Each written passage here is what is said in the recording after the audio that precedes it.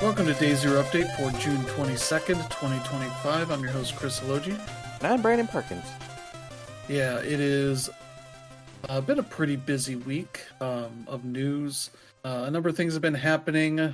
Some good things for games, some not so great things. Yep. We'll talk about all that. Not really much in the way of new announcements because that was the last couple of weeks here of things. Yeah. But we do have some. A couple of interesting things, but before we get to that stuff, we'll talk about what we've been playing, and I'll kick it off here. I've been playing FBC Firebreak, the new Remedy game. Their kind of co-op multiplayer spin-off of Control, set in the same.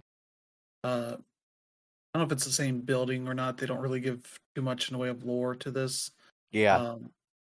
But you are part of the Firebreak crew that is dealing with further outbreaks of hiss and other weird stuff happening in some form of the old house. The the parallels here are kind of a mix between Helldivers and maybe a Left 4 Dead, something like that here. But the interesting way that this game works is it's generally in teams of 3. You can start games and then kind of get started solo while you're waiting for people to pull in. I would definitely say so far this is a game that has been pretty bad on the onboarding, almost like they just completely forgot that was a part of the game that you need. So people jumped in, played a game or two, not figuring out exactly what they're supposed to be doing, and kind of bouncing out or being pretty negative about it, which I definitely understand. Yeah. For this, it's it can be kind of fairly complicated for what's going on here. They have 5 jobs in this, and there's 3 ranks to them that they call clearances. And with they put out an updates, I think on Friday, for the game to make a few changes initially, where they kind of we're starting on this. I forget what the job what the name of it was. I think it was like Hot Fire or something like that. Fire Hot maybe. But you're starting on clearance 1 and then having to play it, on that and beating it, and unlock clearance 2 and then unlock clearance 3, and kind of it gets a little more involved each time. But you're in the same basic space doing basically the same things. In that one, you are essentially trying to get all of these fans working again through whatever means that they are broken, whether the generators attached to them are not working correctly, or there's like a little panel that's inside the fans. So it's like that, like a big cement structure with fans in it, like a tunnel, and they're not working, so you can get up and get in there. There's like a panel towards the back that you would have to go and deal with. All your kind of fixing interactions are done in a weird interface that is essentially you hitting R1 and L1 based on whatever pattern it's divvied up. That kind of tree chopping mini game that is fairly common of hitting on one side or the other. It's that kind of thing. And there are upgrades, and there's a specific job that can get through that much faster than the other, or the kit is what they call them. There's 3 kits. They can all do everything, but some of them specialize in one specific thing. One is a fix kit that can fix machines faster than the other classes. The one I've been maining is called a jump kit, which is an electric kit that can sort of jumpstart machines faster than anybody else. And a lot of the machines have like generators next to them that you have to start up. And the last one is I forget what it's called. It's a water kit, basically. It can douse flames and deal with some of the later jobs more easily than the other kits can do, which makes for an interesting balance here. And so, as you complete these jobs, you are getting what they call, I think, lost assets, something like that, a currency that you can spend in the battle pass that's unlocked from the start. There's one that you can pay for that's all cosmetics, but in that big updates they put out, they essentially split it up between the cosmetic stuff and the actual gameplay enhancing stuff. Yeah. Because there were stuff in there. It's like, oh, for my jump kits, it makes your shock more powerful, so that you could, let's say you're jump starting a machine and you can do half of the bar in one charged shot. This would allow you to do it at like 75%. Kind of make that a bit easier to deal with. And they're same for the other jobs as well. Yep. With that kind of stuff, as well as like improved guns. You can pick between a shotgun, a pistol, and an SMG. Which the SMG seems like the clear one to get because it's just kind of able to put more bullets into enemies as they come at you, versus like a tool barrel shotgun or a 6-shot pistol kind of thing. But you can get upgraded versions of that, and there's other upgrades you can get throughout that battle pass as you spend it. It makes it quite useful, and so you have a loadout that you can pick out the type of gun and whatnot that you want for that loadout. The kit, you want perks that you can get, which is what you spend your assets on as well. There's 2 different things you can spend the same currency on, which is maybe a little much for that. You're gonna have to pick if you want to go off the battle pass thing or for the thing to get you more perks. You can upgrade those perks with the lost assets plus some other currency, which requires you to do jobs with corruption, which seems like some sort of extra challenge thing you can do that maybe, I don't know, I haven't done any with that yet because it's just been not that been having trouble with the jobs as is versus throwing in whatever this corruption stuff is going to do. So I've been kind of hedging my bets on that. And yeah, the other thing is making the lost assets in that update. They made that better, easier to see, because it's really easy to not see them. And in the update they posted, they said basically 90% of people weren't picking them up because they couldn't see them or didn't notice them. So they made them sort of glow gold for that, which makes that much easier to see. I'd say there maybe could make it easier to pick up as well. Because if you beat enemies, they can drop like ammo. They could potentially drop those assets as well. And you kind of have to very much aim your cursor directly at them to pick them up. And the ammo that gets dropped are these like little tiny boxes on the ground that you could easily miss is even there. But then you have to like aim the cursor at this specific little box to pick up kind of thing. And it's like, it should almost kind of be like No Man's Sky, where it's kind of like you're looking in the general direction of a thing you can pick up. You just hold down, the square button or whatever it is, make that pick up easier. And even in No Man's Sky, you can just hold down the square button and aim at different things and just keep picking up stuff without having to be very specific with the way you're aiming things. This could definitely use a little more looseness on that stuff, or maybe just let you pick up the ammo automatically. It's pretty easy to run out as you're playing.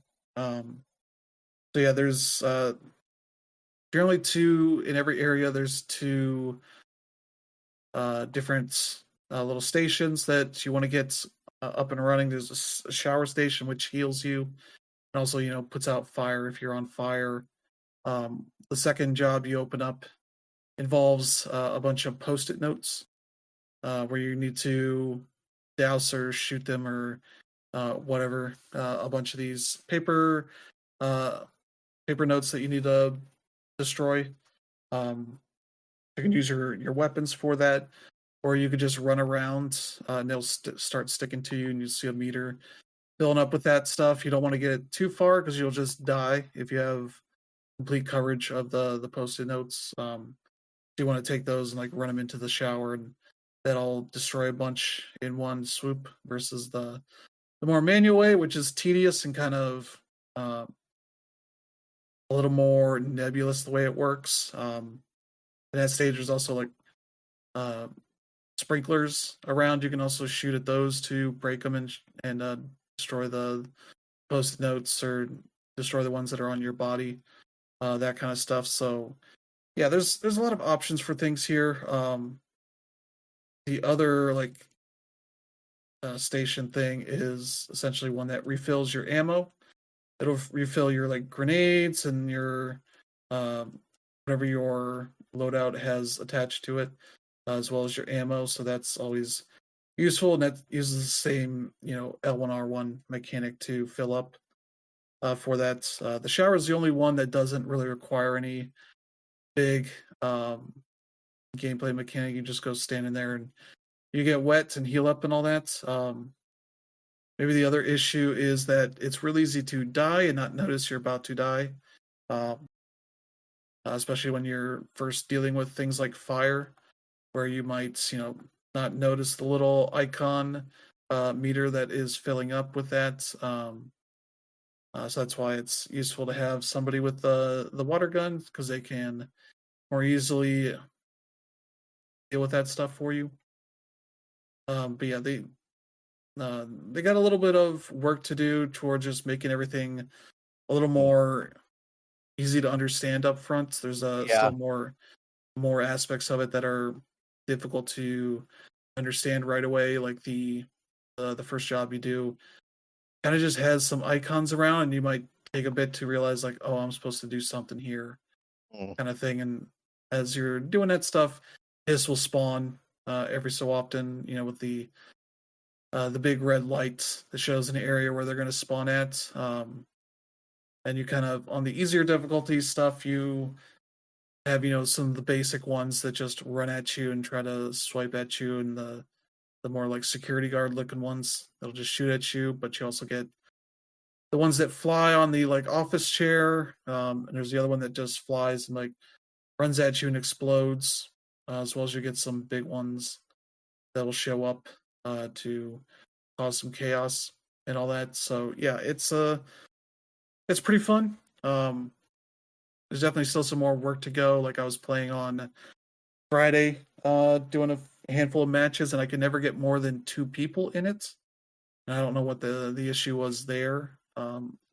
Whether I was setting up a game myself and waiting for people to jump in, or matchmaking into somebody else's game. They have like a quick join option. Never had more than 2, and often had people just quit out at a certain point. Either we were um, stuck on a boss that we couldn't figure out the exact way to do it, how to progress on that. And so I started figuring that out. In a second run with another person, they just quit out like 75% of the way through that fight, so I had to do it myself. It was like the paper notes job, because you fight a big boss at the end of that.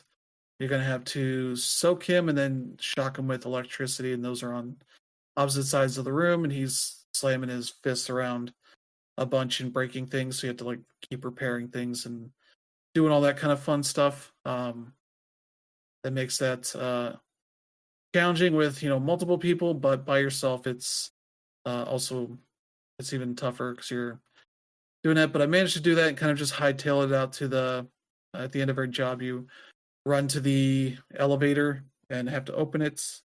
I think you have to have everybody hit the button to open it for to open. And depending on the type of job, you usually have like a special hiss that will show up that you need to kill before you can do anything with it. So there's a good bit of layer to the process. And some of these areas seem like they can be pretty big for the things you're doing. So yeah, it's got a lot of neat stuff to it, but it's got a lot of stuff that takes a while to learn and a lot of things that can be hard to parse the first couple times you're doing it. But if people keep sticking with it, it'll get better from here on out because Remedy has said they're going to keep working on things to make the onboarding better. They've made the rewards more plentiful with this first big updates, and they're working on more content for the game because there's 5 jobs, 3 levels to each. You can play on one of 4 difficulties. I would recommend playing on easy at first, since jumping into the harder difficulties when you don't know what you're doing. My very first match, I might have jumped into easy, but I think it was 2 newbies and one guy who played a good bit. I think they were level 11, and so the 2 of us idiots were just constantly dying, and that person was just reviving us constantly. Didn't even really realize there's lives to the whole thing. So yeah, when you're playing these boss fights and whatnot, having a tough time and dying, if you don't want to wait for the other person to revive you, or if they can't get to you soon enough, you can hit the button to redeploy, and you'll respawn at one of the shelters elsewhere in the stage. Oftentimes they're near where you need to do things. That kind of stuff can be useful. So yeah, there's just a lot going on, and it's a pretty good time. I'm gonna keep playing more of it and hope that they can kind of make it a better game and disincentivize people from just quitting when they're having trouble, either punishing them or making the rewards better to stick around. But yeah, that's that. It's on PS Plus Extra and Game Pass, so you can check it out on PS5, Xbox, and PC with any of the subscriptions. Otherwise, it's $40. But yeah, there's that. Let's see. I played some Maximum Football. This is a free-to-play football game from a team that has been kind of working on this franchise for a while now, maybe 10 years, putting out like indie football games that weren't really all that good.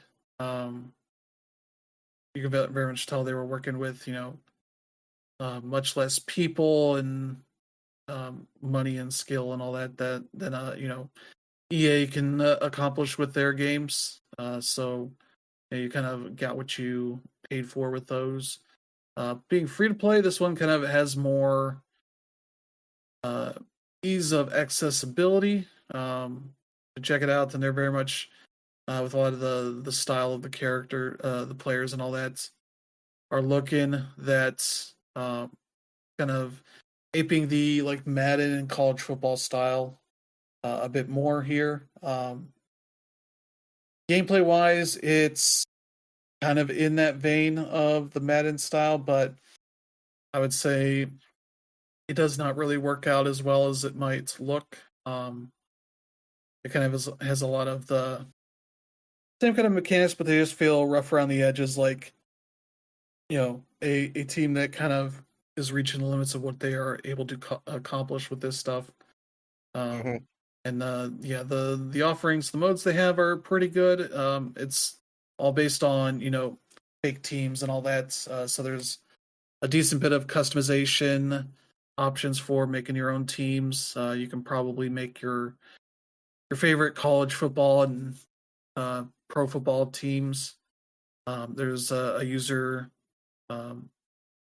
option for logos and such that's, as you would expect, are full of NFL and college football teams logos, as well as just a bunch of other weird stuff to there. That is just full of things. The uniform customization stuff is not all that good. I was trying to make like a version of the Cleveland Browns uniform, and you can't really have like a helmet without logos on it. You can't have any fine tuning to the uniforms to make them look more like what I want them to be. You just kind of pick a style of uniform and a few colors for what that needs to um, look like, and you don't really have any choice of what things or what colors, all that kind of stuff. There's a lot of limitations there. Um, but yeah, the modes, it has a dynasty mode, a college football style dynasty mode, a franchise mode is supposedly getting added at some point in the future. It has an ultimate team style mode Mm-hmm. to it, which is hilarious considering it just gives you fake players of Mm-hmm. various stats and such, and it's a very silly mode, especially when they give you a bunch of packs up front. And I was like opening up a bunch and be like, oh hell yeah, I got a 73 ranked, this guy, the name that obviously doesn't mean anything. You can take it into the multiplayer mode to do all that kind of stuff. To play multiplayer against other people, or you can play against the CPU. I don't think there's really challenge stuff like Madden Ultimate Team has. Um, but yeah, you can do like exhibition games, like one or two other things. There's a battle pass that you could pay for, but I think there's enough. They have like daily, weekly, and seasonal challenges to complete that are all fairly simple for what they're asking of you. You might be able to get enough of the paid currency through that stuff to unlock the battle pass and then get more things out of it. But at least the nice thing is that they give you there's one free thing and one paid thing in each level of the battle pass, so you can at least unlock something whether you have the free version or the paid version. Mm-hmm. But at least that's nice, and you get some different kinds of like gloves and helmets and that kind of stuff that you can mix and match for your own custom teams. But yeah, it's kind of that. It's it's decent enough for a free game, but it's Madden tends to get cheap enough that if you're willing to uh, wait for the current year's game, you'll get a much better, more complete version of it. Mm-hmm. Um, yeah, just like playing the game is very clear. Like, oh, this is kind of not working as I would progressively see more like, oh, defensive backs not doing anything on defense when I was on offense. It was like, oh, this makes it easier for me to, make good plays and that kind of stuff. And I found out at a certain point, the best play to use for a punt situation is a field goal block because Mm-hmm. the game has no idea how to deal with that. So you just have two or three guys easily able to run past everybody and block the punt. I got at least two or three um, return touchdowns on that pretty easily, and I felt like the longer the game went, the more stuff was going wrong. You would have like offensive linemen not blocking, not doing anything, just standing there, and so my defensive linemen were able to get sacks more easily later in the game, all that kind of stuff. So yeah, it just feels like that kind of game where it's like, yeah, it's neat that they accomplished this, but I don't think it turned into a game that is anywhere close to what Madden or college football are doing. Mm-hmm. So that's kind of what that is. So yeah, for free, you're kind of getting what you're paying for it. But yeah, there you go. That's one. Mm. Played some Squeak Cross, some more Squeak Cross, making some good progress in that. Uh, Trying to jump into some of the challenge versions of these puzzles and get that lets you put more of those specific items in your home and do the fun stuff there. Um, but yeah, just kind of trying to get through as many puzzles as I can before I feel like I've got enough for a review. So there's that. I've been playing more Hitman World of Assassination on Switch 2, which I'm still enjoying. It's still pretty solid. It's still pretty buggy. Um, I was just playing earlier on the Colorado map in the first campaign and had that crash once or twice. I've had weird graphical bugs. I was on Sapienza, went out to the beach area, and there's just this weird long too long lines like just coming out from the ocean into the beach. That just looked real weird. Things like that. That's like, yeah, this probably shouldn't work this way. And like Depians, I see like occasional NPCs just like standing on top of a railing because I guess they bugged out at some point. Just kind of their character model backed up from a wall to the railing on top of it, Mhm. kind of thing. So you get a lot of little weird things like that. So yeah, it's definitely the lesser of the versions out there, but it's at least better than what they had on the Switch One. Mhm. Um, might be one that's better to get on a discount, but the amount of content you got in here is Mhm. still very good. It's 3 full campaigns plus a bunch of the DLC stuff they added in there over Mm. time, and so you get a lot of content for the value there. Mhm. So there's that.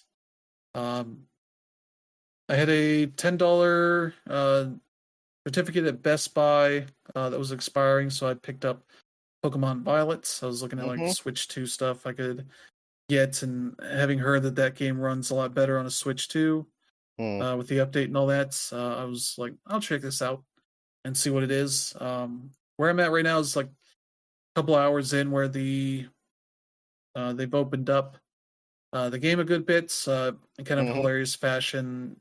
You essentially get the 3 people that have contacted you are like, hey, you're going on this like independent study break essentially, Mm. kind of do whatever you want. And it's like, oh, this person wants you to do all the gyms and go, become the champion. Yeah. This other person wants you to go investigate all these Titan layers and find all this weird stuff in there. And then this third person's like, you should go beat up the Team Rocket equivalent here, which is Team Star, and beat up all their layers and their bosses in them. And it's like, yeah, this is all up to you. You can do whatever you want. It's like, okay, certainly a way to be like, the open world thing of like, we've shown you everything that you can potentially do. Now it's your turn to go figure out what you want to do. That kind of stuff. So yeah, it's looking pretty neat. The game runs pretty well now. Maybe the one issue is that it just doesn't look very good beyond that. I actually still have the weird textures on, cliffs and such in the distance, and trees and all that are not, high polygon trees to look better, especially when you start getting up real close to them and seeing like, yeah, these are uh pretty crummy looking things because they're not designed to be scrutinized that much. Yeah. But yeah, the Pokemon all look good. Picked Fue Coco for my starter, who's the fire lizard, who turns into basically um, a big fire gator. I believe the other two kind of turn into humanoid Pokemon. Um, Yeah. I was like, yeah, I think I picked the right one for this. So there's that. That's been fun.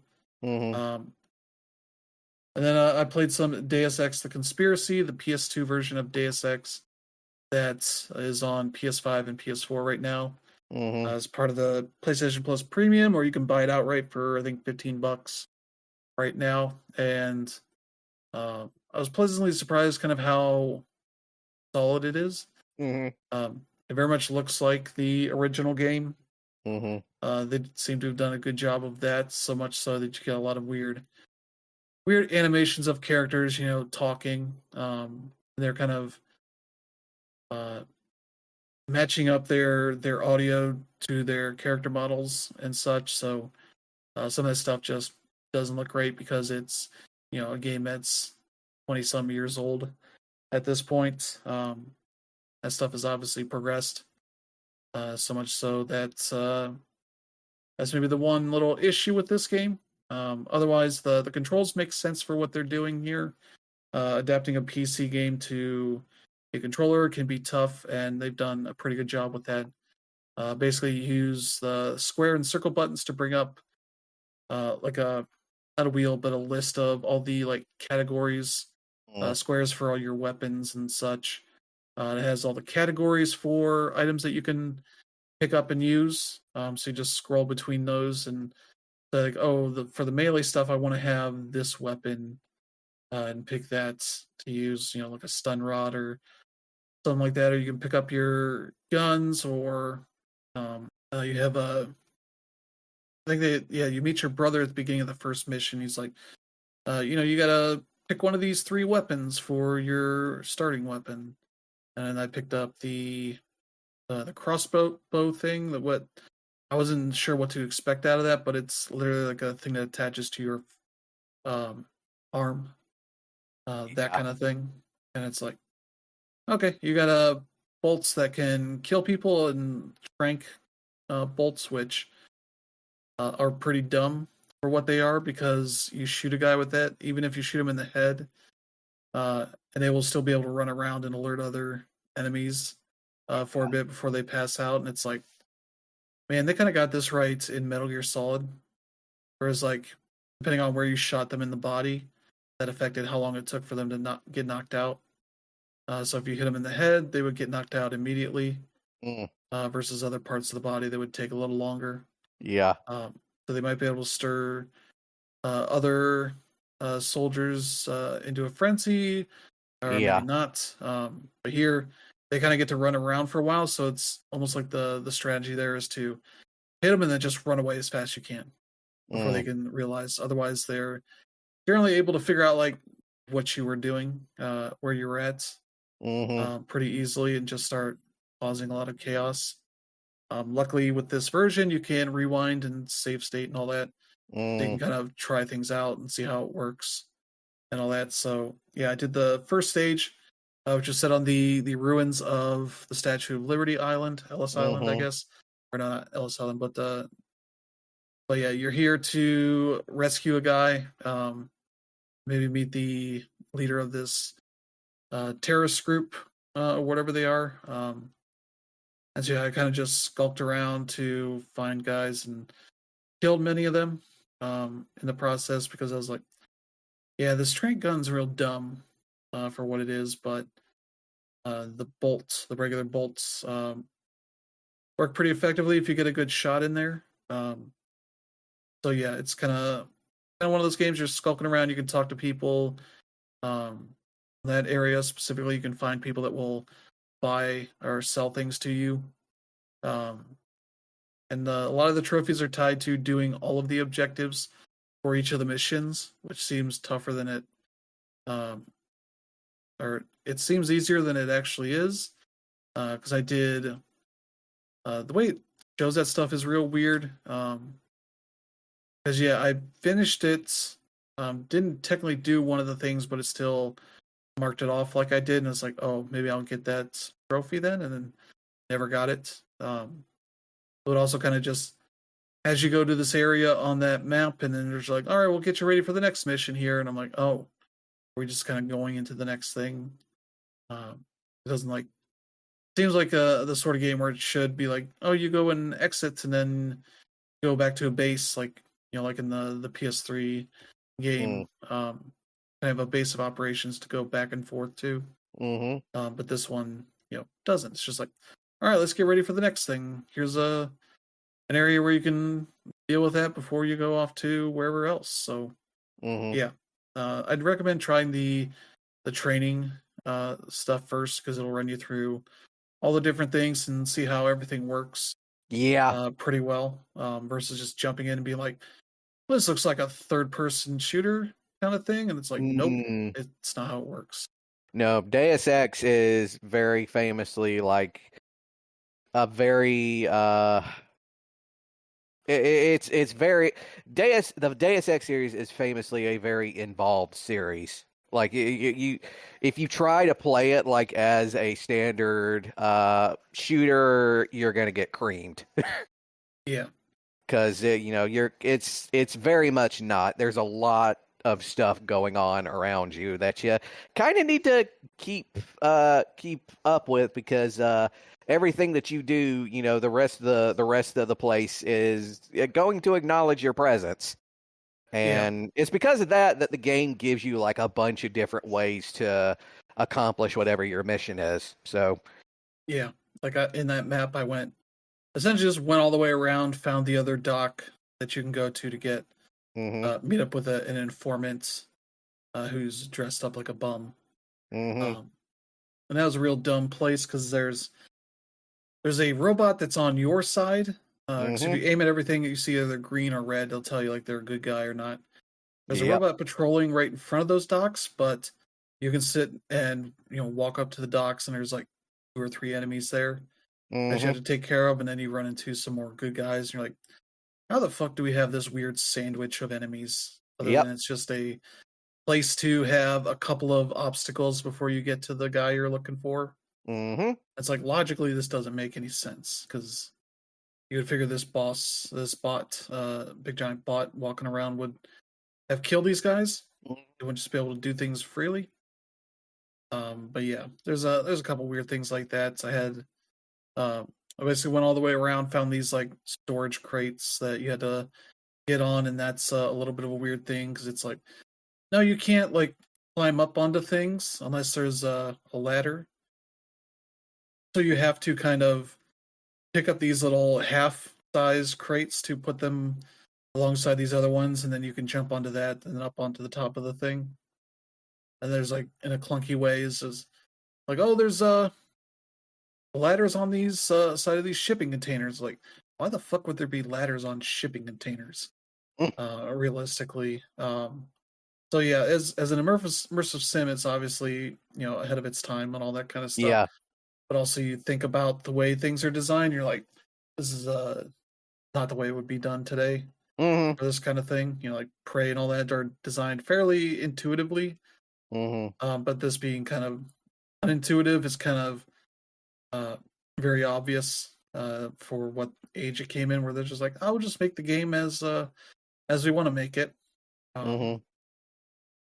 and that kind of works out pretty well. But it's also like a lot of things was like, all right, like the things that worked out the most was like getting an EMP thing and having this bot patrolling this path, and I was like, well, I shot it with the EMP thing. I was like, is that going to shut it down for good or Mm-hmm. just for a little bit?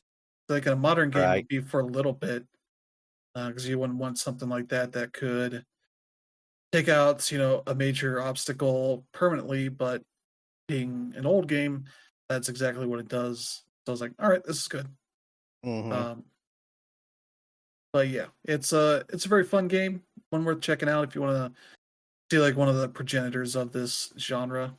Mm-hmm. Um, and see like an interesting port of it that does a pretty good job of keeping everything that's interesting about it Mm-hmm. and not really covering up the things that are maybe not so great about it. Yeah.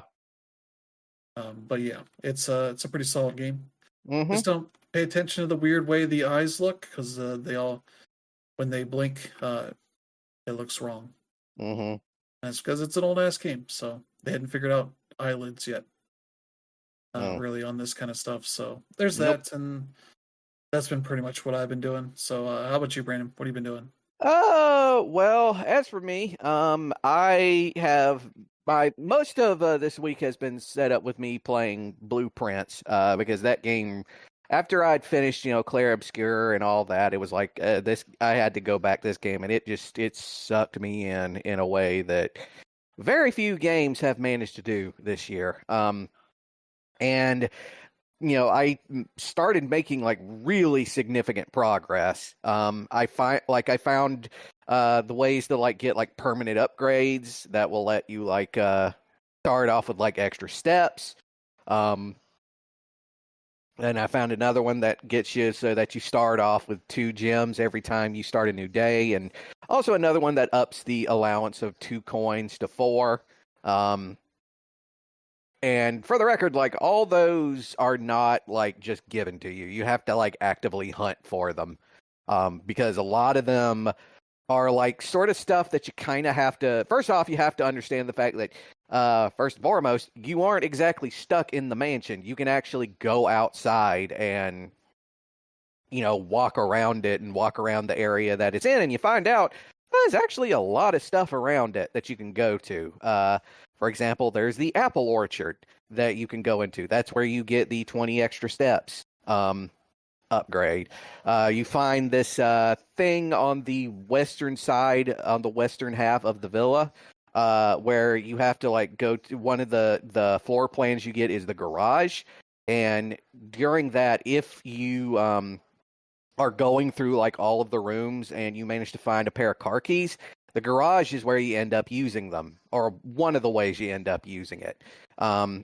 Or one of the ways you end up using the garage, rather, because it unlocks like the trunk of the car that's in there, so you can get like an upgrade disc and some other stuff.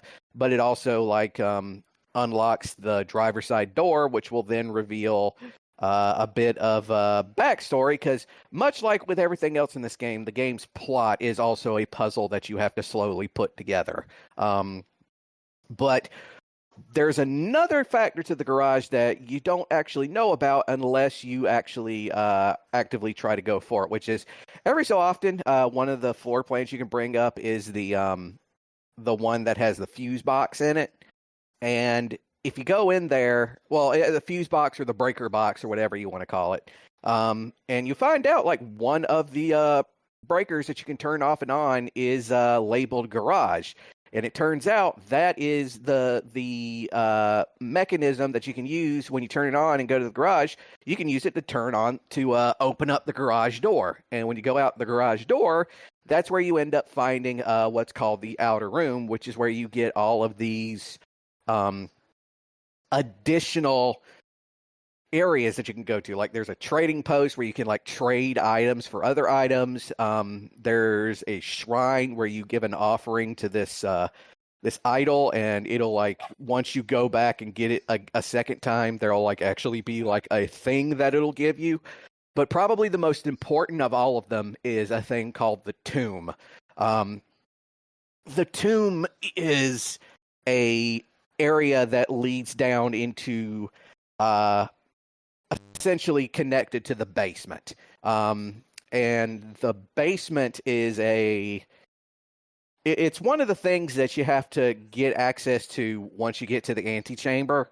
Because once you get to the antechamber, and you know, like I've said before, the antechamber, you know, getting to it is only half the task. The other part is getting inside, because all of the entrances to it are sealed off unless you find one of the hidden levers that are spread out throughout the mansion and are specific to like various rooms that you produce. Like one of them is associated to the secret garden, where you have to do like this puzzle with a weather vane to reveal it. There's another one in the Great Hall where one of the one of the like, I think it's like 1, 2, 3, like 7 locked doors in that room has the lever behind it.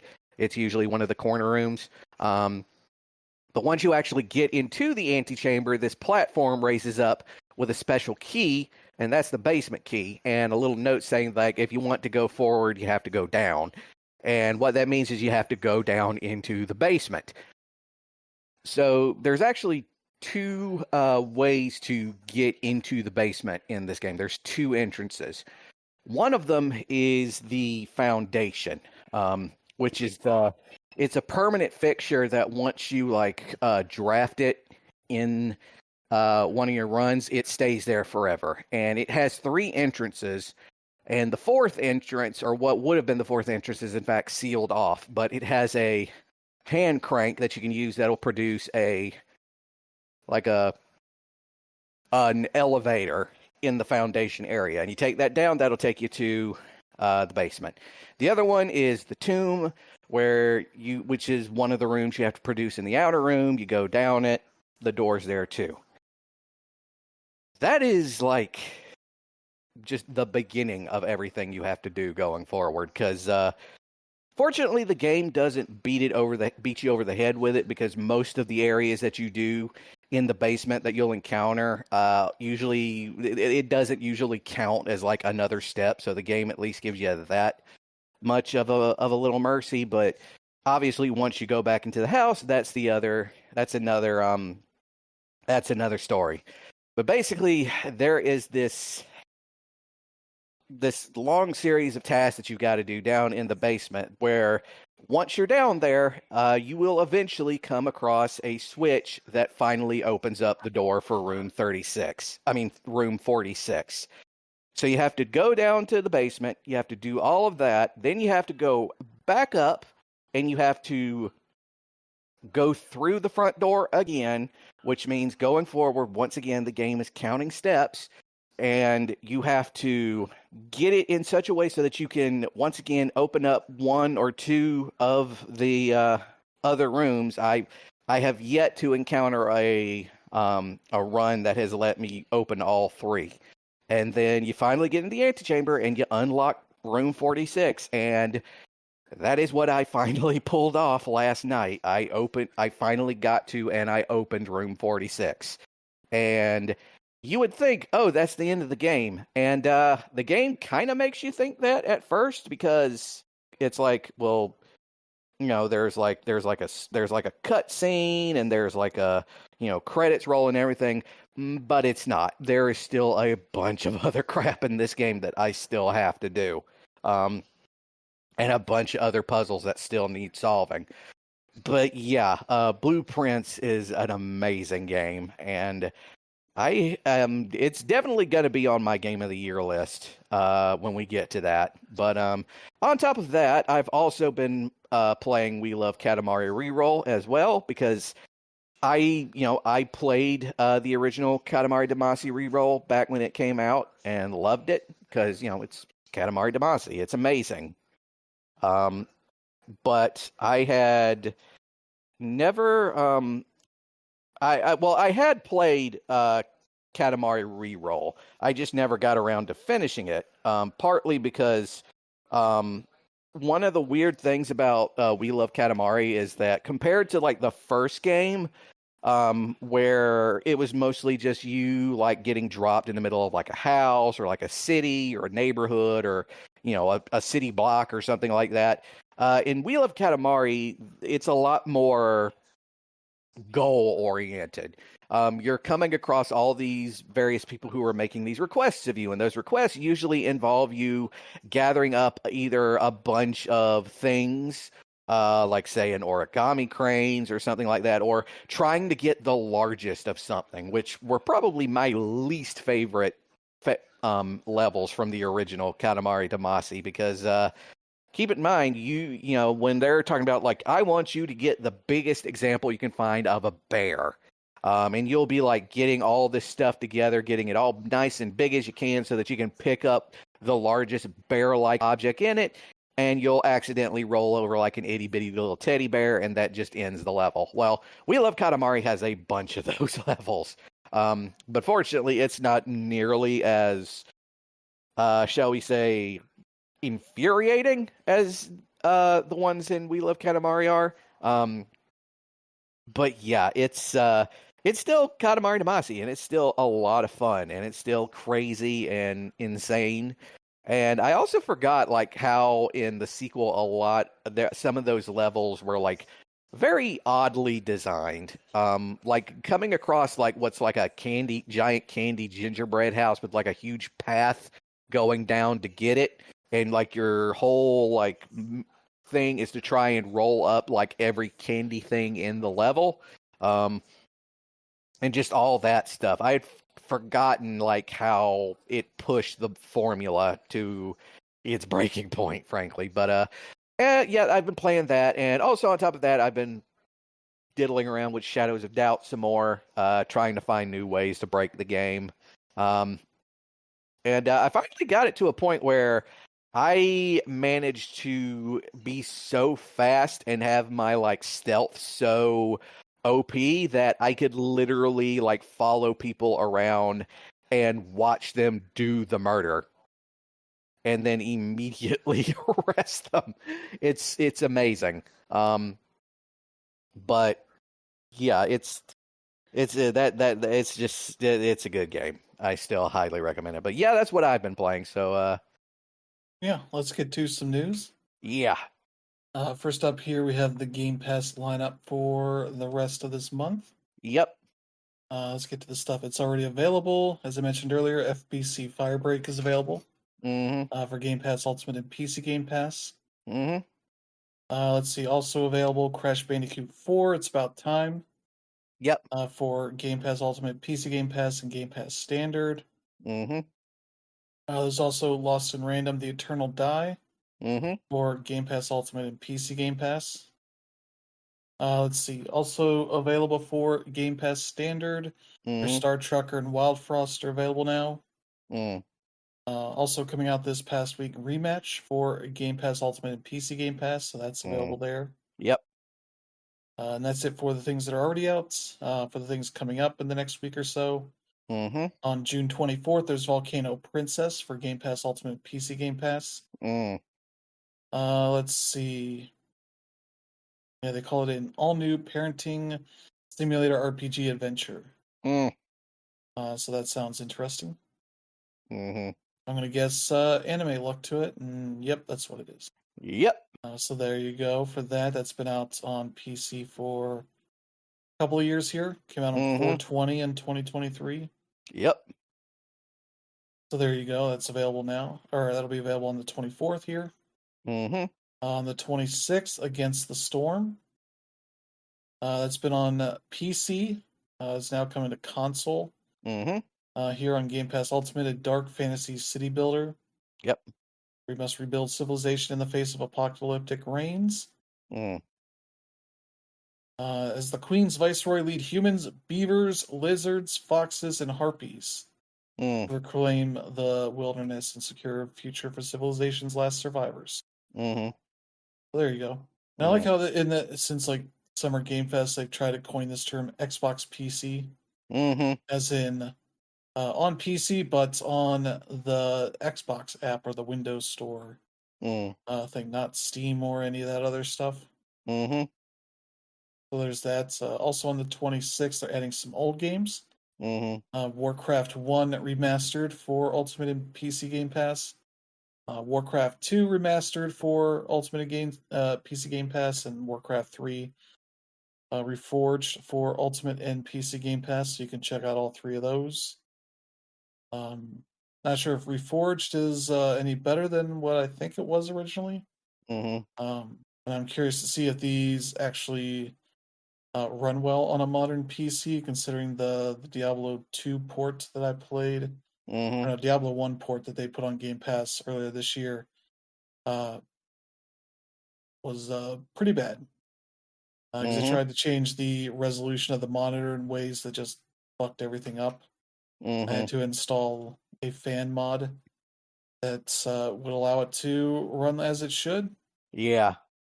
which you shouldn't have to do on a Game Pass game. Mm-hmm. So yeah, that's those three games will be on there. Those are RTSs, but not like hugely focused on like big groups of um, troops or whatever facing enemies. I think those are smaller RTS games. I know especially like 3 is very much a hero RTS where you have kind of a main hero and maybe a couple of buddies coming around with you to do stuff for that. But yeah, uh, I'll be curious to check those out. Let's see, for June 30th on PC, Game Pass Ultimate, and Game Pass Standard, Call of Duty World War II. Throwing out the one of the most forgettable Call of Duties in recent memory for that, so that's one you can check out. And they have two more for July 1st. Little Nightmares 2 for Game Pass Ultimate, PC Game Pass, and Game Pass Standard. You can check that out. And Rise of the Tomb Raider for Game Pass Ultimate, PC Game Pass, and Game Pass Standard. That's one that's returning. The second of the reboot trilogy for Tomb Raider. So those are games you'll be able to check out here in the next week or so. So yeah, there you go. Anything there you're interested in, Brandon? Not really. Yeah. Yeah, it looks kind of dull. Yeah. Like mostly old stuff with a couple of things that are interesting, but yeah. Mm-hmm. So yeah, there you go. Let's see. We had a direct this week for Donkey Kong Bananza Mm-hmm. to see more of that game and sort of how it actually works. And it's pretty interesting the way it's set up. So story-wise, Donkey Kong has found himself in this underground world. And you find out that the like rock uh, that was hanging around on his back is actually Pauline. Mm-hmm. So that like weird thing from the trailer Yep. makes more sense now. He kind of gets the rock turned into her, find out like what her true form is, and Mm-hmm. find out it's like a kid version of Pauline. So Yep. it seems to hint that this is like a prequel to Odyssey, Super Mario Yeah. Odyssey, uh, Perhaps. where where they kind of go and found New Donk City, Mm-hmm. a city of nightmares, where their buildings not built to in proportion to the people that live in it. Yep. Uh, so we'll have to find out exactly how that came out to be, but they make a big deal of Donkey Kong's various abilities. He has like a dive punch to drill into the earth. There's a roll move for rolling over enemies and such.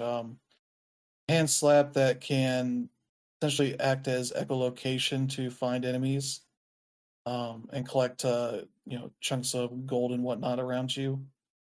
You can also tear off chunks of ground to throw at enemies or ride on top of by what they call turf surfing.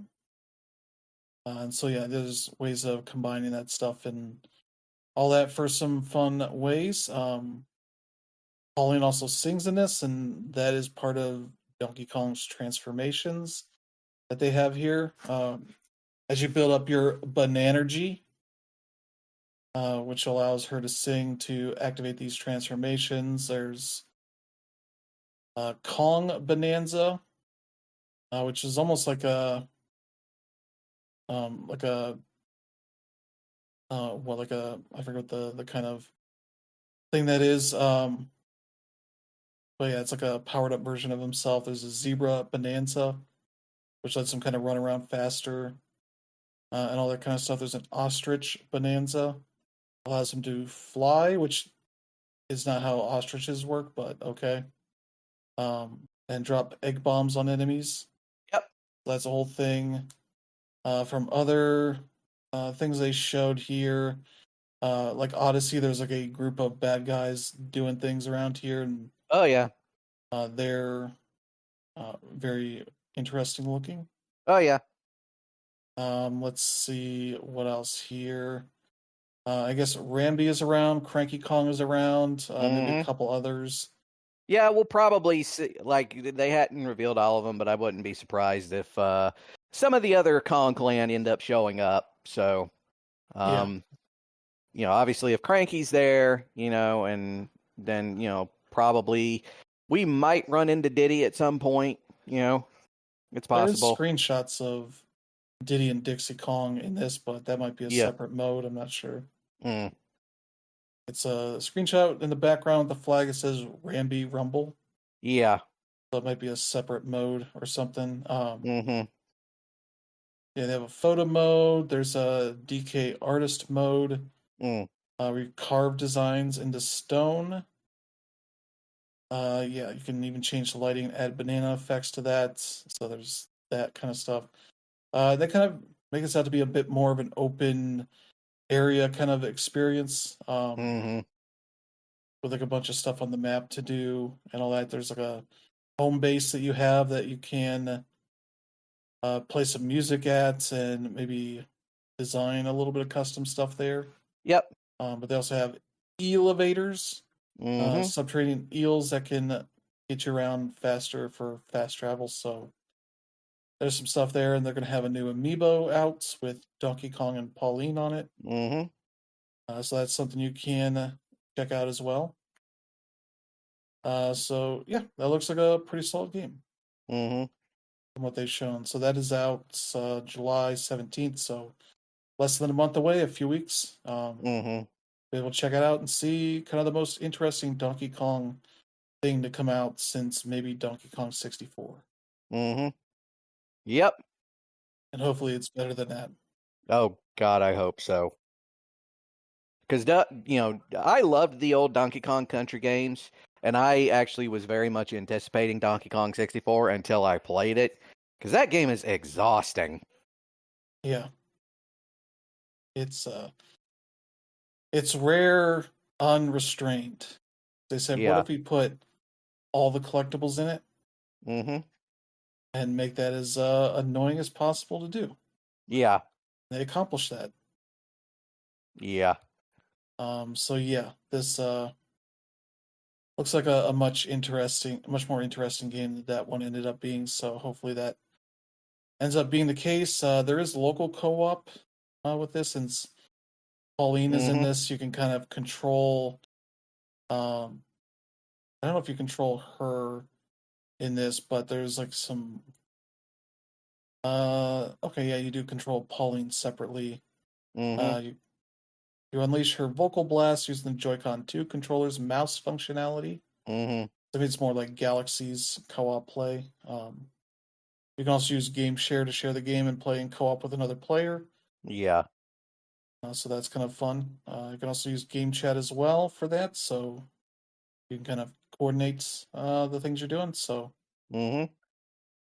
yeah, there you go. That'll be out July 17th for $70. So Mm-hmm. you can check that out in a few weeks. Yep. And I'll probably get around to it once I get a Switch too, but Yeah, that'll be a while. Anyway. yeah, it's gonna be an interesting time. Let's Mm-hmm. see.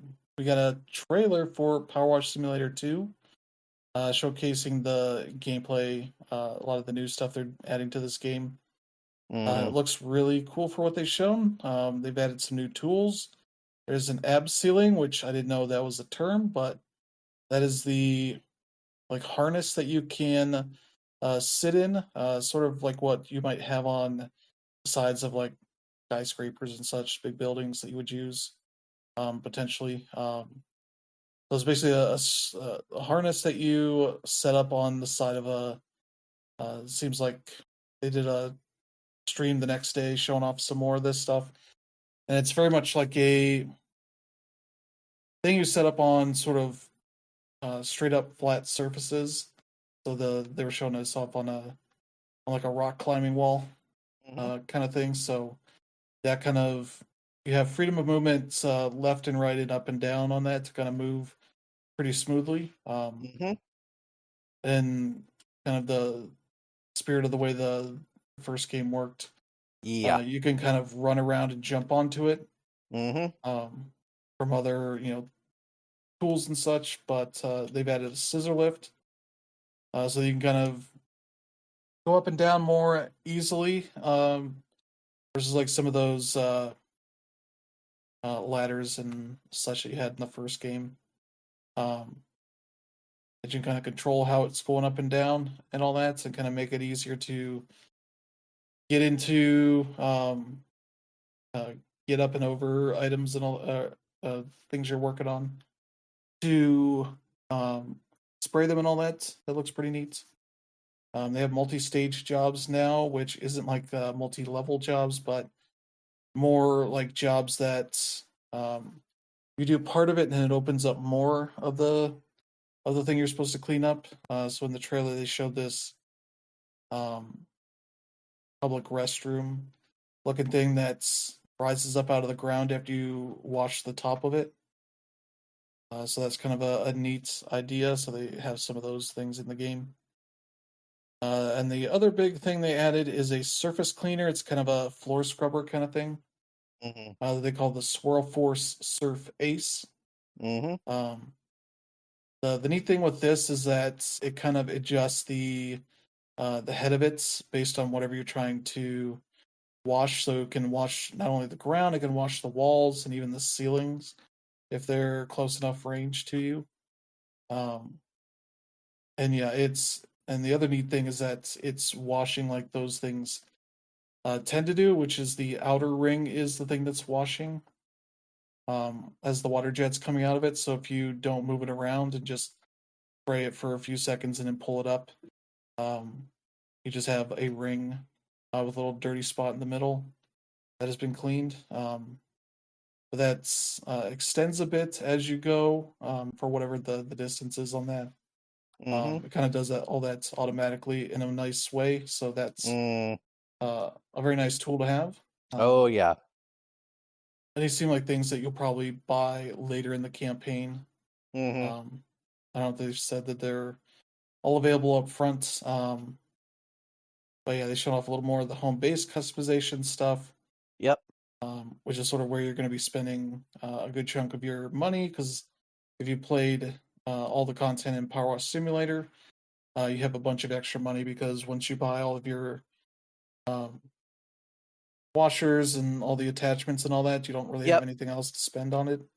Spend it on. So here they're going to have more suit customizations. There's the band can be customized Yep. with different skins. The suit's kind of broken up into a number of parts versus just basically what it was the gloves and the suit itself. There's more parts to that, so you can kind of combine things to get the look you want. So some of that stuff is pretty nice, and also the cat Ulysses from the first game returns. Yep. Spoilers at the end, you find out the cat's been hiding in your van the whole time, Yep. and so you essentially adopt him, Yep.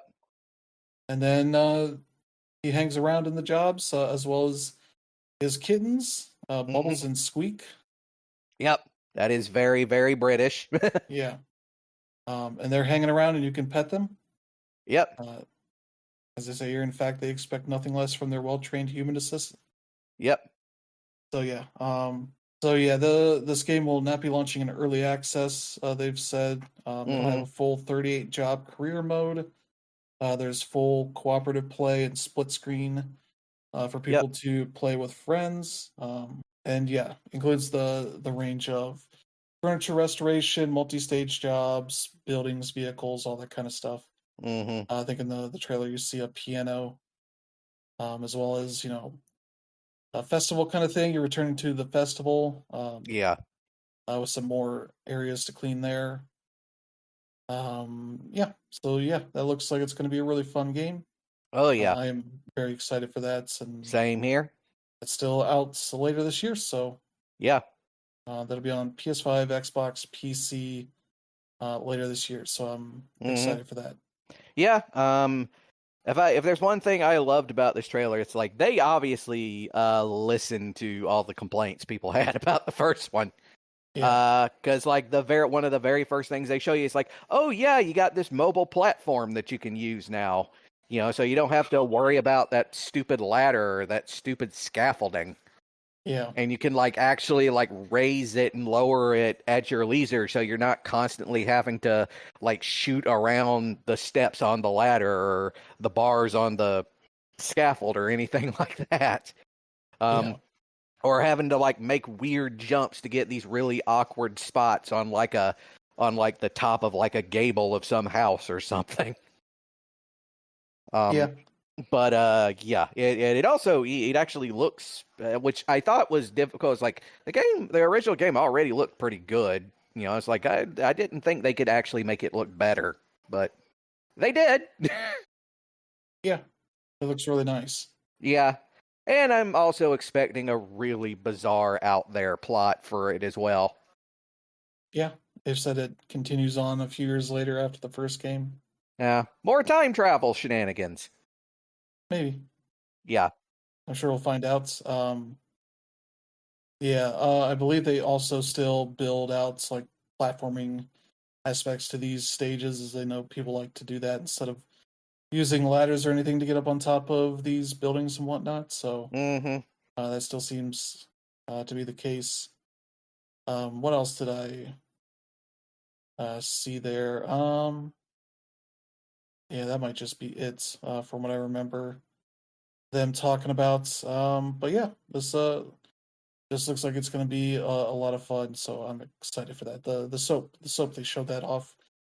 Um, the first game, the soap was just basically like a more powerful version of the water. So if you were trying to save money for attachments or uh, washers or whatever you needed, there's no real reason to use that, and you can still kind of get away with that here from what they've shown with that. But essentially, it's like a foaming soap that if you spray it on a wall, it sticks to the area, and you kind of use a different nozzle to kind of wash it off pretty easily. And it's it cleans that whole area pretty thoroughly. So it's kind of really nice for people that want to use that. But yeah, that looks like they've done a lot of work to make this better than the first game in a lot of ways, and yeah, justify selling a new game. So yeah, there you go. That's one of those games I'm really excited for at some point. So that'll be fun. Let's see what else we got here. Sonic Racing Crossworlds is getting some more new characters from Mm-hmm. there's SpongeBob. You're getting the Ninja Turtles from the Mutant Mayhem movie, Mm-hmm. and Avatar characters from Avatar Legends. I think that's the new show they're doing. Mm-hmm. From that. Yeah, so that's neat. These are all going to be DLC. So the way they announced that stuff at like Summer Game Fest and all that, I don't think they made it obvious that those were not going to be in the base game. Um, those other Sega characters, Joker and Ichiban and Hatsune Miku. Those are all post-launch DLC characters. And it seems like the one caveat to all these extra characters here is that none of them are voiced. None of the DLC characters are voiced. So if that is something you want to have everybody kind of doing their jokes and whatnot, that's not going to be a part of this game, unfortunately. It'll be all the main characters that come with the base game are kind of the ones that have voiced lines and all that. And I don't know if it's Sega being cheap or what, but yeah, that's kind of Yeah. the one knock it has. Yeah. So yeah, there you go. Yeah. Honestly, I'm just this game still just kind of baffles me. It baffles me that it exists. Yeah, But, whatever. I could be proven wrong. Um, yeah, but anyway, yeah. Next one. yep. So yeah, Digital Eclipse announced their next collection. Mm-hmm. It's called Golden Tee Arcade Classics. Oh yeah. Coming to PlayStation, Xbox, Switch, and PC later this year. Mm-hmm. Or actually, it's coming out July 17th. I thought it was didn't have a date yet, but July 17th for $39.99. You get 6 games and 2 bonus arcade games. So these are Mm-hmm. the classic Golden Tee games, not Yep. the more recent ones. Mm-hmm. Um, so yeah, there's a lot of like uh, rotoscoped character kind of Oh thing, yeah.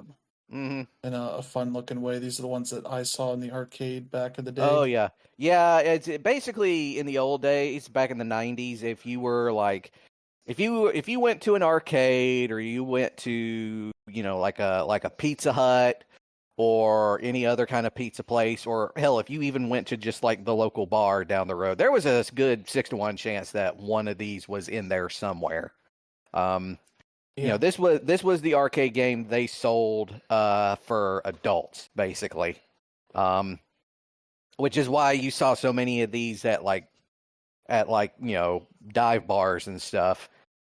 And yeah, they're like they for whatever reason, compared to like the other games that they felt a bit more sophisticated because they're arcade games, but they are like golf games too, which meant that you had to have something of a knowledge of how golf worked to actually play them effectively.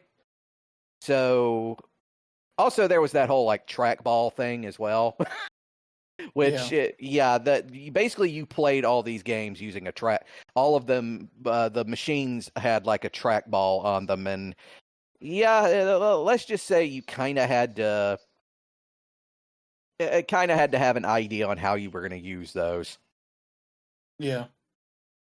And so yeah, that's kind of the one questionable thing about this. They do mention that they have a digital trackball option, Mm-hmm. but you can also play with touchscreen touchpad, which I assume that means the DualShock 4 or DualSense touchpad, Mm-hmm. which might be an ideal way to play that. There's mouse and keyboard as well.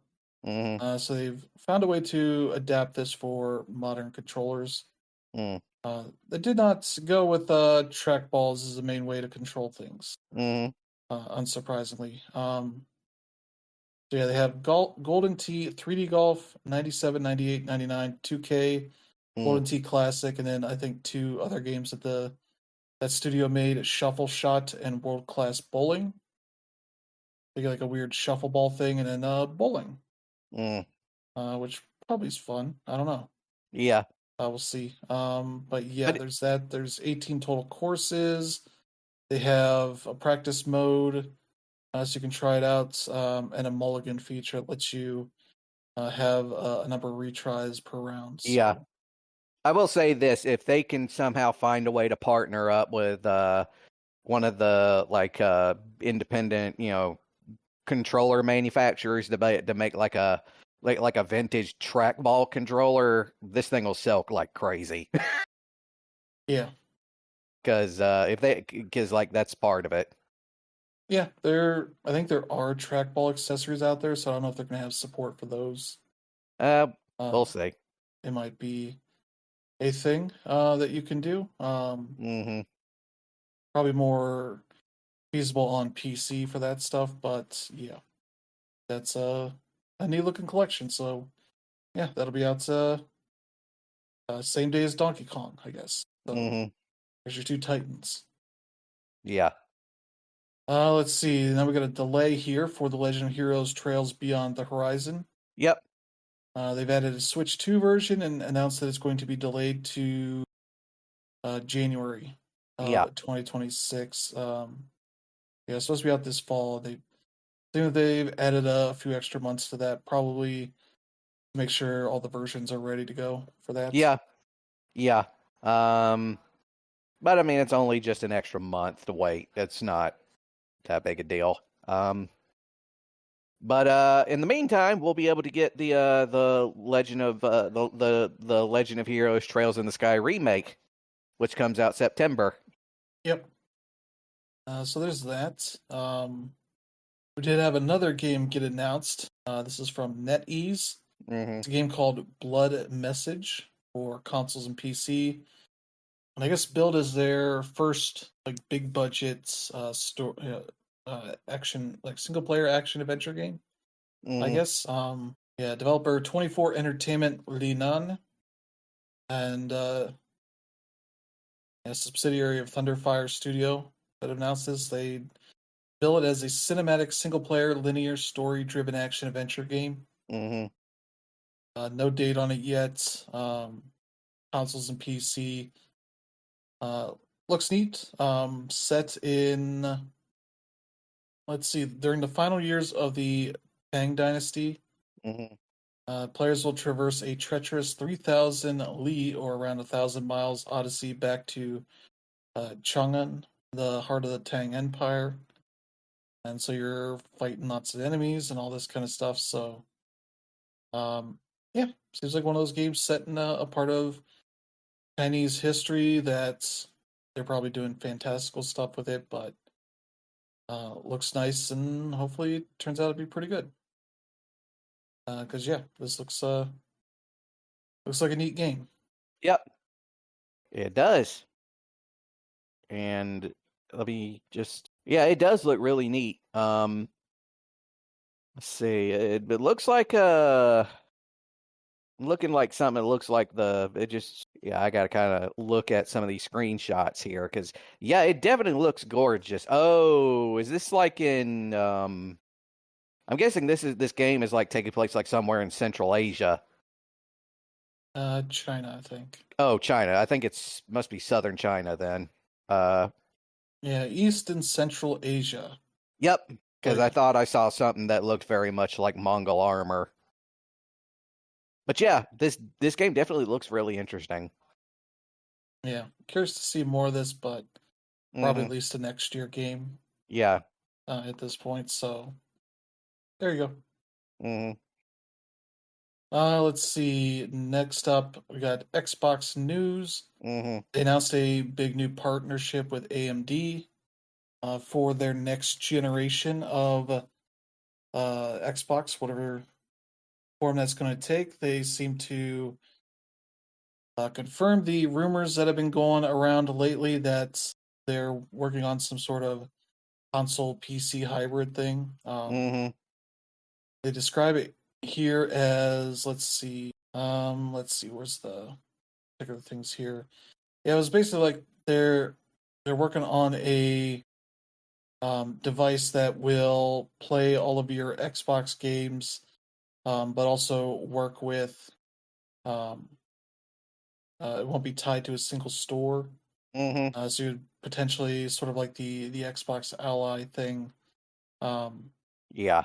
be able to potentially install like Steam and the Windows PC app and that kind of stuff, and maybe go for Epic Game Store and GOG and all that, and play them on your Mm. PC hybrid console thing, um, which could be an interesting idea. Depends on how it all works out, but yeah, it's also sort of based on how well Windows is adapted for being a purely gaming platform, Mm. because that has not quite worked out so much lately. As you'd be surprised that Windows kind of sucks a lot Mm-hmm. in a lot of ways. And yeah, they're kind of working on improving this, especially for the Xbox Ally stuff they're working on with Mm-hmm. Asus, the handheld thing. Yep. Um, so yeah, I'm curious to see what this is. Uh, they make it seem like this is a thing that will let you play. Well, they keep saying like with the power of Xbox and play all of your Xbox games, and it's like I don't think it's going to have a general Xbox emulator the way people would Mm-hmm. want, so that you could put in any of your discs, but maybe it would somehow work with one of those emulators that is at least doing more of that. I don't know if it's got the success on that stuff playing a huge part of the library, but Mm-hmm. maybe it'll happen at some point. But yeah, I also can't see this being a cheap device, considering the way that the Xbox Series X is 600 plus bucks now, Mm. depending on how much storage and whatnot you want in it. So yeah, I'm curious to see how this is. I don't know about you, Brandon, but yeah, Yeah. this looks neat. Yeah. It definitely sounds pretty cool. I mean, this is Microsoft though, and it's just I'm just there's a part of me is like, there's this Microsoft, they're gonna find some way to screw this up. Yeah, But you know what? I'm gonna try and keep a positive demeanor, and maybe they'll actually follow through with it yeah. and not like tack on some like always online shit or whatever. Well, they do mention here. Um, Together, we're delivering deeper visual quality, immersive gameplay, and AI-powered experiences. And there it is. Because they're not going to forget about this co-pilot stuff. Yep, there you go, Microsoft. You just fucked it for everybody. Yeah, they've been talking about that for a while. This Ah. sort of like gaming companion thing Mm-hmm. that would essentially tell you things from all the guides and such they've um, scanned across the internet. So I don't know why you want that, but that seems like the thing they want you to think is useful. So there you go. Let's get to some more news though. Uh, Despite all the internet fervor that Borderlands 4 might cost $80, they opened pre-orders and confirmed it'll be $70 for the standard edition. Yeah, which I know that for whatever reason that sounds like, oh, that for whatever reason they're bucking the trend, I guess. Yeah, it's not really a huge surprise considering Borderlands 3 did very well, but I'm sure they don't want to try to push their luck Mm-hmm. on the $80 thing, at least for this. Grand Theft Auto 6, however, might be the thing that Take Two decides to go in on Mm-hmm. with that, and that very much be challenging people to put up or shut up for how Mm-hmm. much people have been wanting that game. Yeah. But yeah, so yeah, all all that concern and contacting, Randy Pitchford over and over again Mm, as he continually commented about it. Um, Initially saying, upfront saying like, I don't control that. That's up to the publisher. mm, So you need to talk to them. Um, but then, they did the sensible thing and are charging $70 for that. So mm-hmm, that's the thing you can do. Let's see, they do have deluxe editions for $100 and a super deluxe edition for 129.99. which, I mean, yeah, that's pretty typical for AAA studios, so. Yeah, Mm-hmm, which I assume includes a bunch of extra stuff in it. Let's see, deluxe edition includes, yeah, pre-order bonus, Firehawk's Fury Weapon skin, and the Bounty Pack bundle. mm-hmm, 4 unique areas featuring new missions, unique bosses, and a bunch of extra shit. mm-hmm, There, the Super Deluxe Edition includes, let's see, all of that plus the Ornate Order Pack, which is more cosmetic stuff, and the Vault Hunter Pack, which is 2 new Vault Hunters, 2 new story packs, 2 new map regions. So they're selling map regions separately. That's interesting. And new gear and weapons and cosmetics and shit. So yeah, they're finding stuff to sell you for extra money. And if you don't like it, wait. Borderlands goes on sale uh, pretty quickly for that stuff. So there you go. That's the thing you don't have to be concerned about anymore. yeah, There you go. Let's see, Marathon.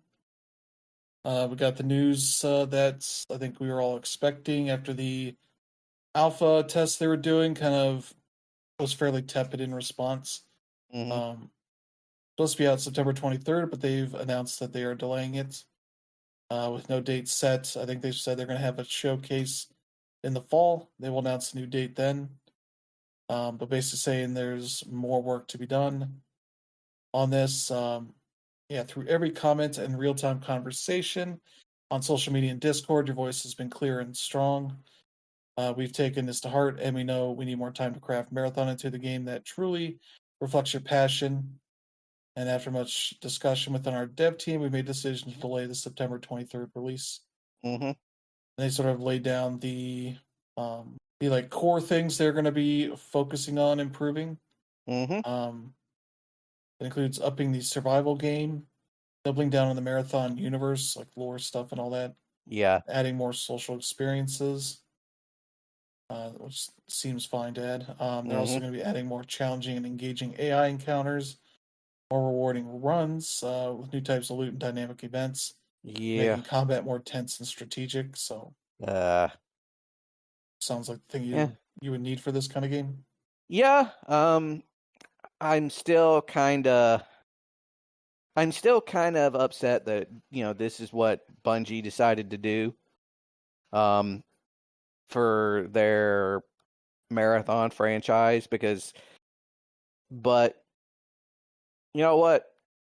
Maybe they'll pull it off. Maybe it'll actually be good. But the idea that they've turned, what was sort of really what was the trilogy that made them famous into this sort of this like looter shooter type thing. I don't know. Yeah, they're kind of going after a genre that nobody has really owned yet, the Mm-hmm. extraction shooter. I'm Yeah. hoping that the Bungie magic can kind of be the thing that makes it work for We a hope. general audience. Yeah. There's that Arc Raiders that's coming out later this year in October, I think. Mm-hmm. That is one that people are excited about, so we'll see how that one goes. But Yeah. yeah, I'm sure Bungie will pay attention and see what they can learn from that game and all the feedback that they've gotten several times over from their fan base. So Mm-hmm. there you go. We'll be waiting for more news on that. Yep. Speaking of things we've been waiting on for a while, the Prince of Persia: The Sands of Time remake. Mm-hmm. I think it was announced in like 2020. We still they said it was going to be out in 2021. It's like, all right, cool. Mm. Um, and it got delayed from there.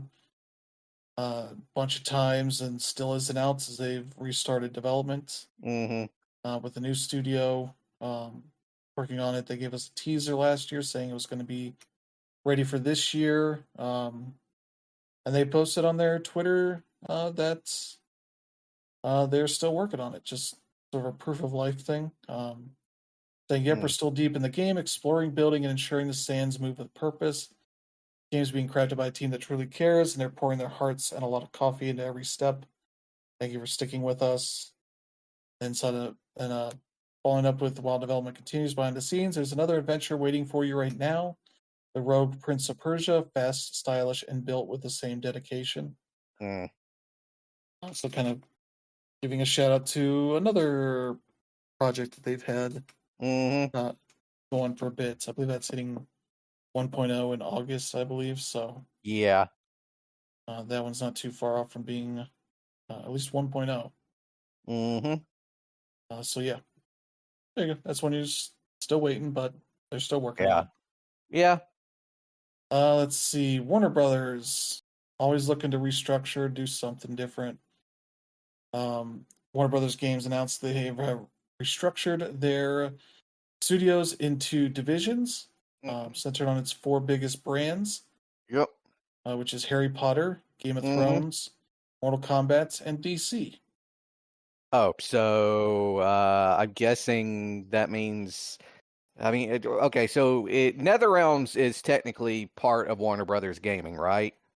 Yeah, Yeah, so I guess that means that they're dividing up the teams at NetherRealms then, so that one works on DC, on like the Injustice stuff and the other works on Mortal Kombat stuff. something like that. Yeah, they say three current studio heads have been promoted to assume leadership roles for these divisions. Yeah, Warner Brothers Montreal studio Mm-hmm. Yves Lachance has been promoted to senior vice president of development and overseeing the Harry Potter and Game of Thrones teams. Mm-hmm. John Hemrick, studio head of NetherRealm Studios, has been promoted to senior vice president of development. He's in charge of Mortal Kombat and DC titles. Yep. And Warner Brothers New York studio chief Stephen Flannery is promoted to senior vice president of Central Tech and Services. He will oversee all game and publishing technology, customer service, quality assurance, and user research. So Mm. they're essentially kind of splitting them up into essentially two groups of divisions per head, Yeah. and the whatever studios fit into those divisions, and one that is overseeing all the rest of it. So Mm-hmm. their tech development, their customer service, QA, and research stuff, which sounds all right for what it Mm-hmm. is. But yeah, they seem to say there are going to be no layoffs or executive departures as a result of this restructuring. So Mm. hopefully that pans out for the future, but Yeah. we'll see. They can say there's nothing happening right now, but Right. who knows in 6 months or a year or two from now. Yeah. I mean, this is Warner Brothers we're talking about, and they didn't become infamous for their whole, shall we call it, slash and burn approach to projects and tax write-offs. So Yeah. we'll just have to see, I guess. Yeah. At least somebody's thinking about how to make things better over there. Mm-hmm. Hopefully it works out. I hope so too. But yeah, speaking of places that may not have worked out, Embracer Group, we found out that their headcount had been reduced by nearly 2,000 employees last year. So this doesn't necessarily just mean layoffs, but studios that they have sold off Yep. to other companies as well counts in this. Mm-hmm. So the total headcount that has been reduced is 1,857. Yeah. So that includes them getting rid of Gearbox, Saber Interactive, Easy Brain, and that kind of stuff, as well as the layoffs that have happened. So, Mm-hmm. kind of part of their continued restructuring program they've been doing, selling off studios and such that they don't have um, much use for anymore. Mm. So we'll have to see how much that changes for this year, but yeah. It seems like they have a current head count of whenever this was this year of 4,918, and that was 6,407 back in 2024. Mhm. Uh, so 1,486 people departed over the past year, and their number of internal studios decreased from 73 to 62. So yeah, that's not great, but hopefully the people that have left or been laid off find new work, and those that have been sold off are able to find some stability there. Because yeah, this Yep. is just a lot of people to be talking about here. Uh-huh.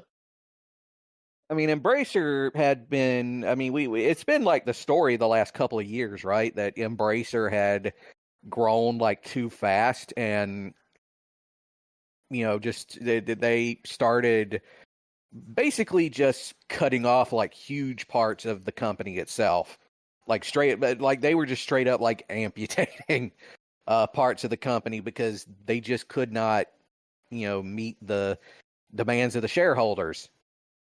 Yeah, And so, it's I would say it is sad for all the developers that, worked for Embracer at one time or another, and all the studios that they bought up and, ended up having to liquidate. But I mean, the Embracer is at a point now where they are like desperately hanging on by a thread.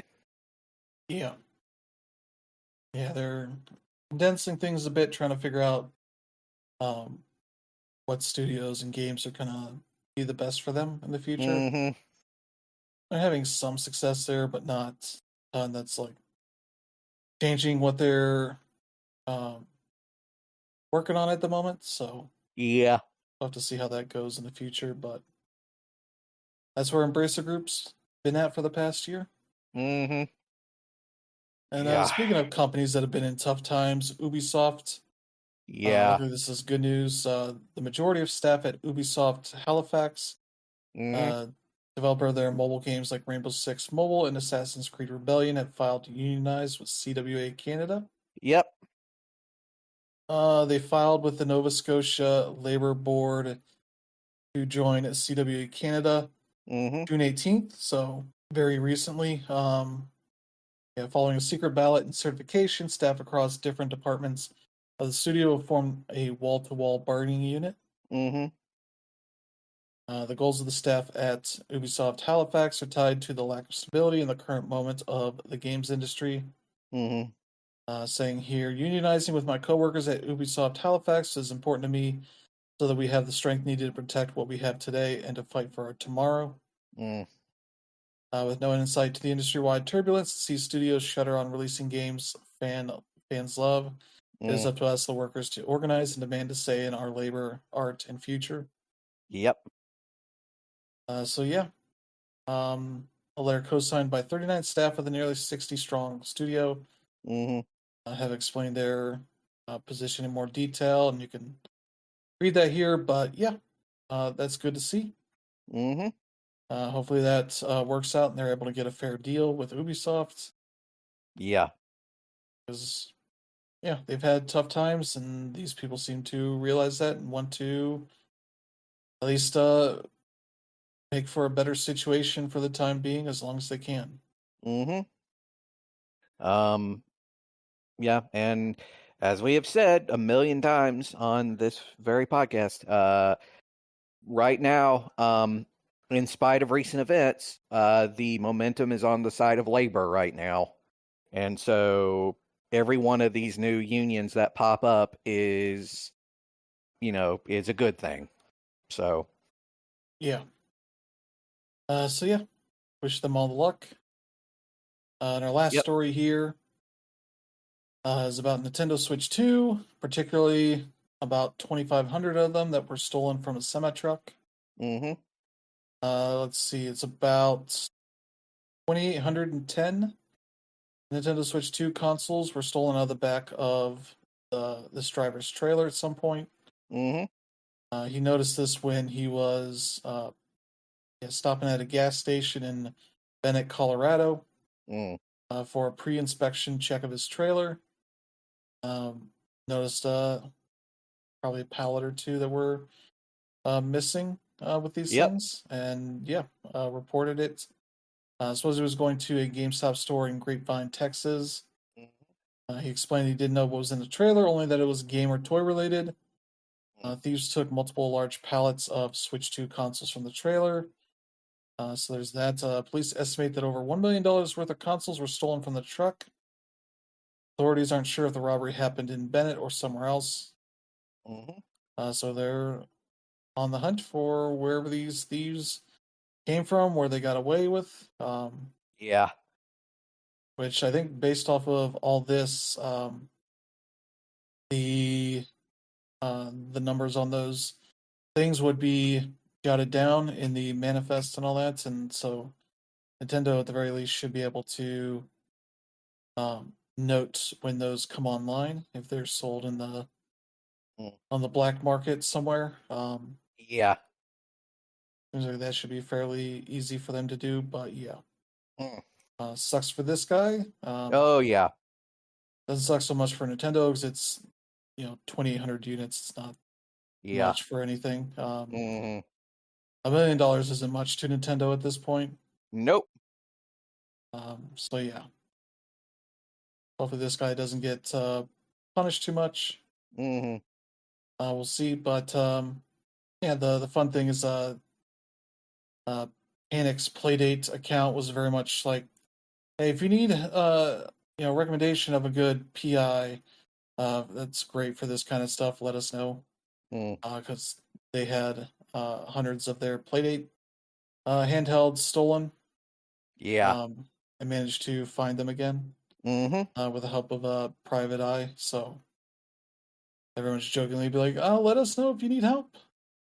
I'm sure Nintendo has their own team of people that can work on this kind of stuff. So yeah, just some bad news for Nintendo while they're raking in tons of money right now. I don't feel too bad for them. Yeah. Exactly. But yeah, I think that's going to do it for the show this week. Thank you, Brandon, for joining. Always. We'll be back next week, hopefully with Dan Rib joining us as we talk about more things. I think we'll be going over the new releases coming for the rest of the summer. Yeah. July, August, and September. And see all the games that are going to be drowning us in the near future. And there will be many of them. Yeah. I was looking up what was coming out for the rest of this month, and there's some stuff, but nothing really amazing or anything. Let me see what I was looking at here. Yeah, there's I Am Your Beast on consoles, PS5 and Xbox Series X and S on the 25th. There's Death Stranding 2 is out this week on the 26th, which is a big one. Persona 5, the Phantom X, the mobile PC game is finally coming out to the West. Ruffian the Riverside, neat little indie game. System Shock 2 remaster is out on the 26th. On the Switch, there's Tamagotchi Plaza on the 27th, and until then is getting a port to the Switch on the 27th. So some neat games. Oh yeah. Death Stranding 2 is probably the king of the week here. So that's one if you want your weird stuff. Because that game's gonna get real weird. Oh yeah. Dakota Fanning and no, Elle Fanning. Yeah. Elle Fanning and a bunch of people that Kojima like. So that's good. So yeah, I think we're gonna do it for the show this week.